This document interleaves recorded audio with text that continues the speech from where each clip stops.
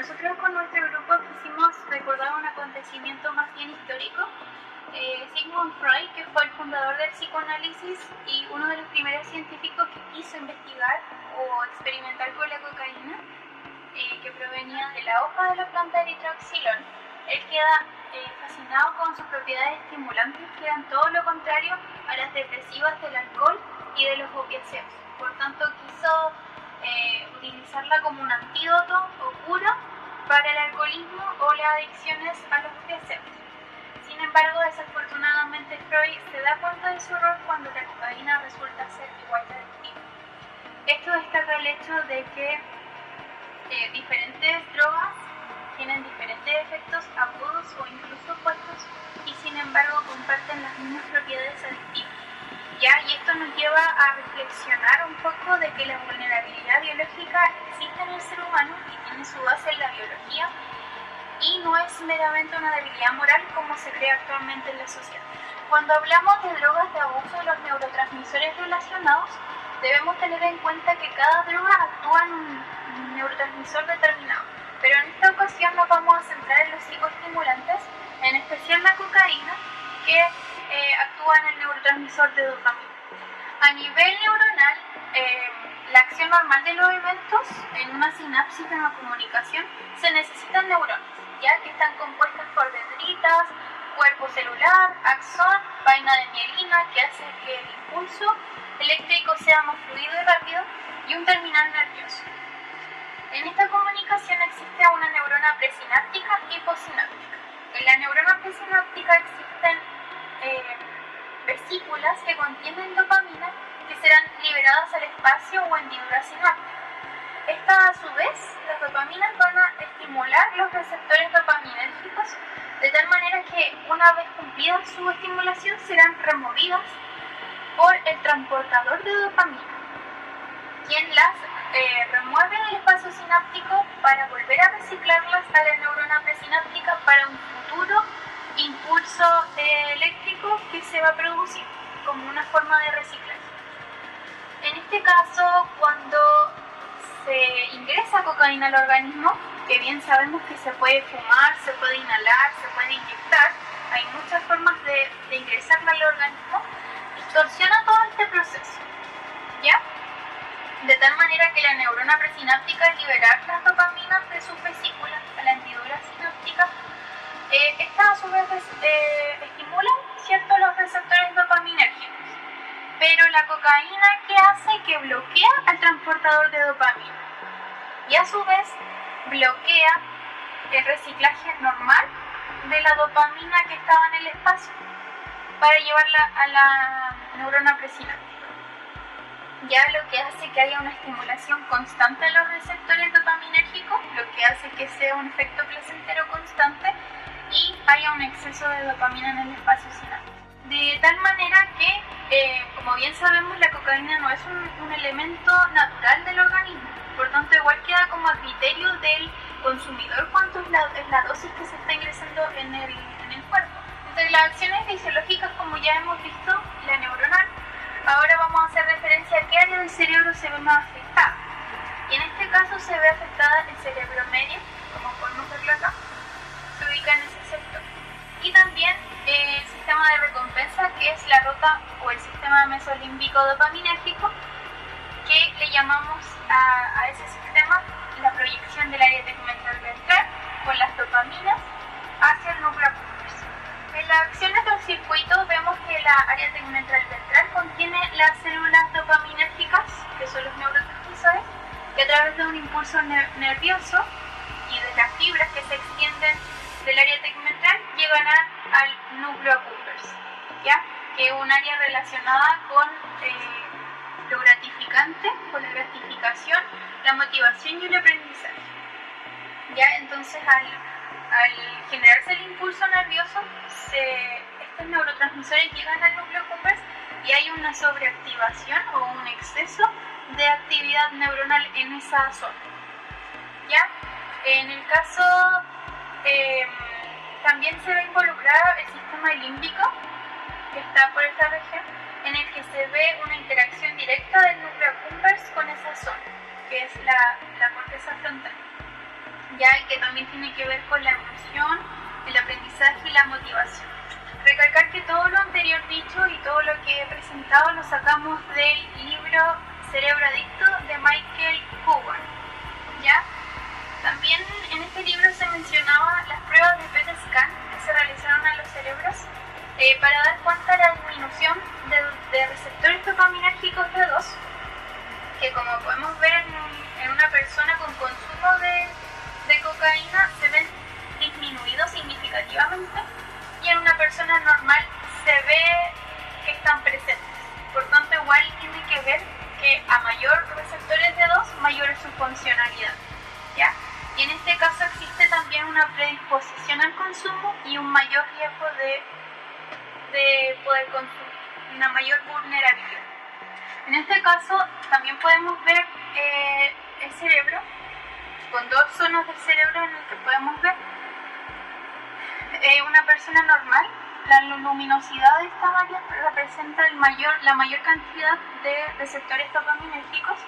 Una persona de abstinencia un mes, que se ve notablemente disminuido, y una persona de 4 meses con abstinencia que se ve un poco más aumentado, ¿ya? Como podemos verlo en la imagen. También el metabolismo, que fue también otra prueba de PET scan que se realizó, donde se le inyectaban glucosa a los sujetos para ver la actividad del metabolismo celular, y podemos ver que en un sujeto normal los lóbulos frontales presentan una actividad, digamos, activa, ¿ya? En este caso, una persona en abstinencia de 100 días se ve un poquito más aumentada la actividad metabólica. También recordar el hecho de la plasticidad neuronal es súper importante. Pese a haber fumado y hacerle tanto daño en algún momento al cerebro, toda aquella actividad que realicemos previa, el trabajo, saber tomar decisiones, ejercitar el cerebro, harán que gradualmente también se pueda ir de a poco, gradualmente, aumentando la actividad del cerebro. A continuación dejaré a mi compañero Felipe para que continúe con esta presentación. La adicción a la cocaína es una patología compleja de resolver por la enorme dependencia psicológica que genera. El mejor tratamiento para la adicción a la cocaína empieza con el reconocimiento absoluto del problema. Un adicto a la cocaína suele tardar entre 3 y 5 años en aceptar la adicción como un hecho no debatible. Recién a partir de ahí puede ocurrir que no lo acepte, que decida seguir consumiendo, resolver el problema con la cocaína sin ayuda, o que decida resolver el problema a través de un tratamiento en un centro especializado en adicciones. La psicóloga Valeria Pardo Villagrán de la ciudad de Concepción nos cuenta que el ingrediente esencial para que un tratamiento sea efectivo es la intención, el deseo de cambiar, lo que implica reconocer el problema y buscar desde ahí ayuda especializada. En nuestro país, cerca del 40% de la cocaína que se trafica en Chile está adulterada o diluida con otro tipo de sustancias que pueden potenciar el efecto de esta droga, hacerla más peligrosa, aumentando el riesgo de dependencias, secuelas e incluso la muerte. No existe un tratamiento farmacológico para la adicción a la cocaína capaz de eliminarla en un 100%. Sin embargo, uno de los mejores tratamientos de elección para superar esta adicción corresponde a la psicoterapia. La psicoterapia busca afianzar la abstinencia a la cocaína conseguida con la desintoxicación mediante la construcción de un nuevo modelo de vida. A través de la psicoterapia desarrollamos las fases de deshabituación, que consiste en interiorizar nuevos hábitos para la integración tanto en el entorno familiar, laboral, social y de reinserción, en donde se busca mayores índices de autonomía personal y social del paciente. Esta psicoterapia puede realizarse de manera individual o también como terapia de grupo. La terapia más efectiva para tratar la dependencia de la cocaína es la terapia cognitivo-conductual. Este tipo de psicoterapia trata de ajustar los mecanismos cognitivos distorsionados como una consecuencia del consumo de cocaína.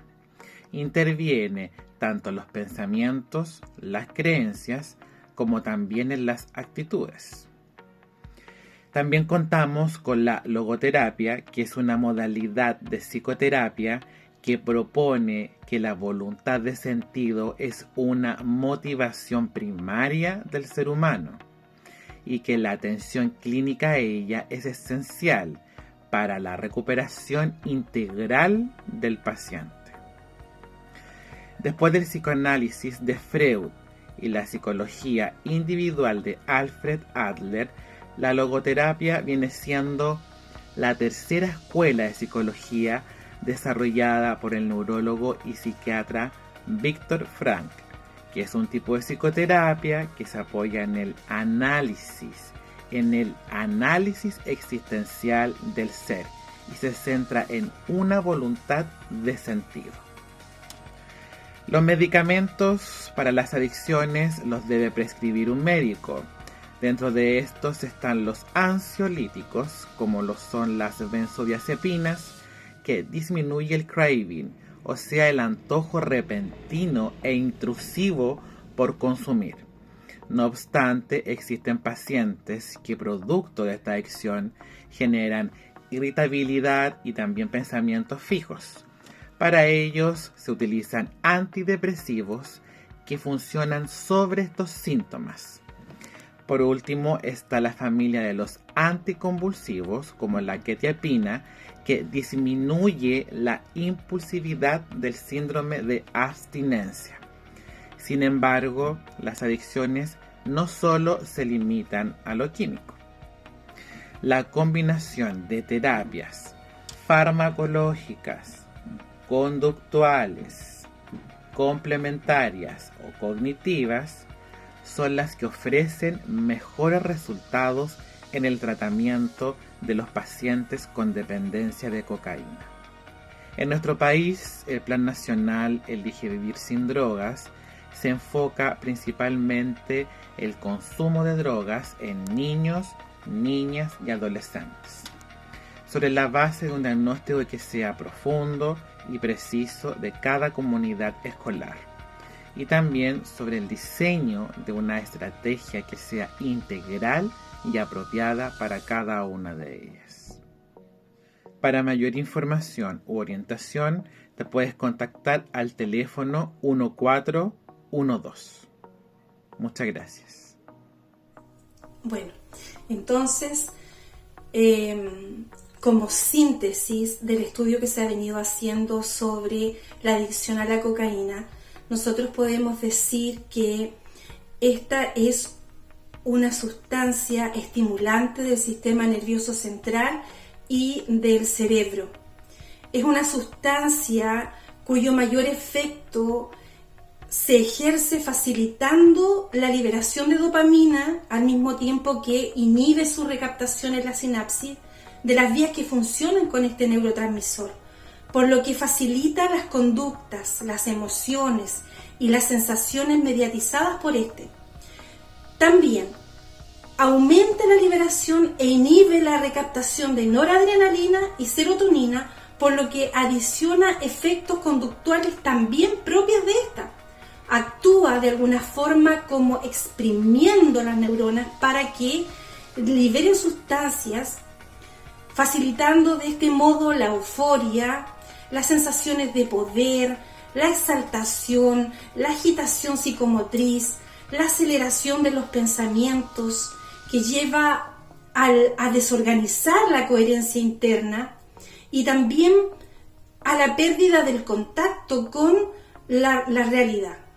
La cocaína está considerada dentro de las drogas de adicción. ¿Qué significa esto? Que es una sustancia que afecta la energía electroquímica con la que el cerebro funciona habitualmente.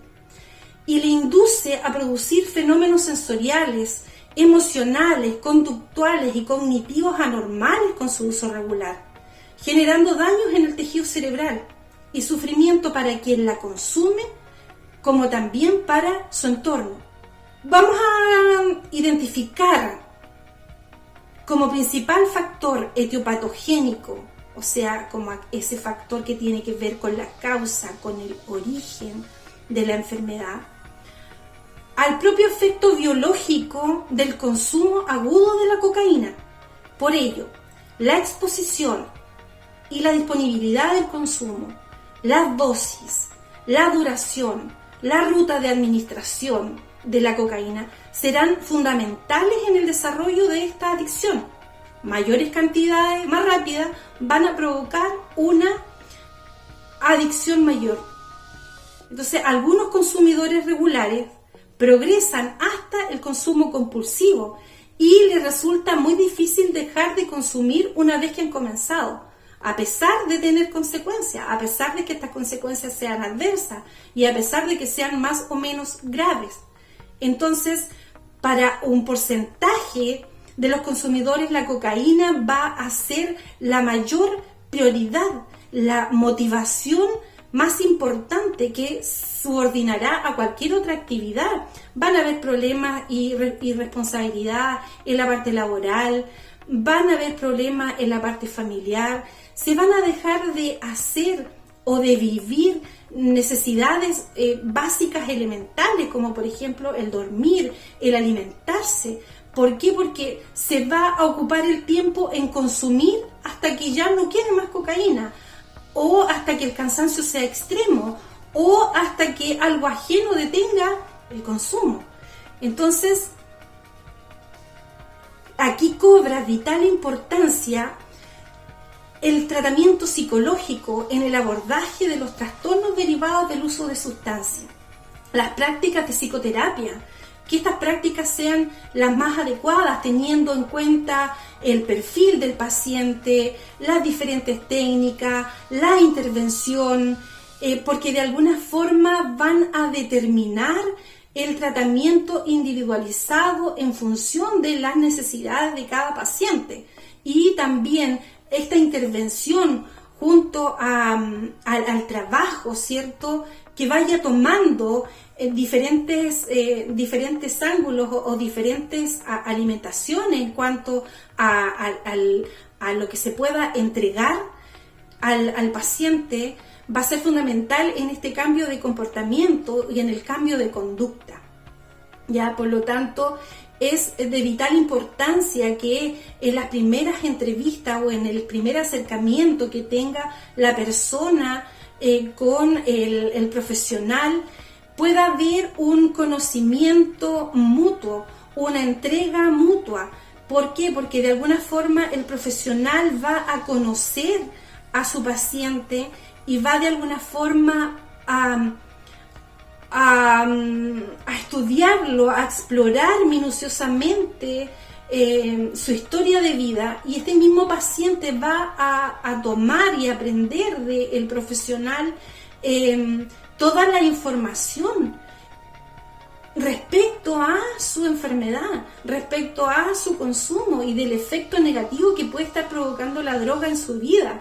Y esto va a ser fundamental porque también va a ser la base para que el paciente pueda sentirse motivado a seguir su tratamiento. La educación terapéutica ocupará un lugar muy importante a lo largo de todo el tratamiento, y la ampliación del conocimiento que los pacientes tengan de su adicción va a ser lo que va a contribuir fuertemente al cumplimiento de la terapia y la evolución favorable del trastorno.